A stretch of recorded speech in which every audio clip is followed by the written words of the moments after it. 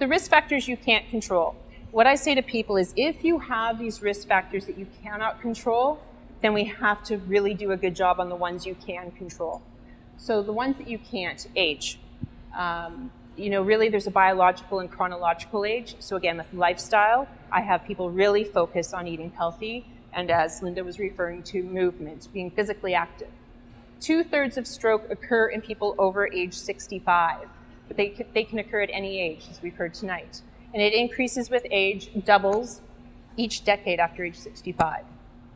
Now, what's interesting is men are more likely to actually have a stroke percentage-wise than women, but women are more likely to die from a stroke.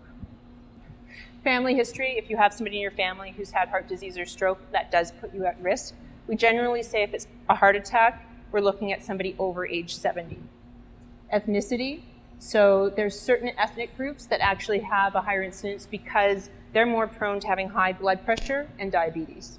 And if you yourself have a history of having had a previous stroke or a TIA, you're more prone to actually have a stroke again. So what's unique in women besides the superwoman complex? There's the role of estrogen. So a lot of people are hearing about this now and about hormones. Years ago, there was a study released called the WHO Initiative, and that's when you saw Premarin being pulled off the market, and that was basically a synthetic form of estrogen. And their study had showed that it increased risk of heart disease, and there's always been some worry surrounding cancers. With more research that's been done, they're actually looking at estrogen, certain types of estrogen, and if you look at bioidentical hormones, actually helping and being beneficial in women. Birth control pills can increase your risk, especially if you're over age 35 and if you smoke, and that's because it increases your clotting in the body.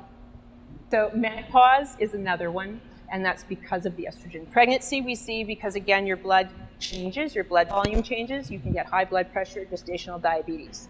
So if we go to the next slide, menopause and cholesterol, this is where estrogen comes into play. When your estrogen goes down, HDL, which is your good cholesterol, helps protect the heart. It decreases as women age, and that's because of estrogen. So estrogen actually helps increase your HDL, as well as omega-3s, fish oils, and working out. LDL is the bad cholesterol, and we actually see it rise. It goes higher as women age. So no matter what you're doing lifestyle-wise, we see that rise.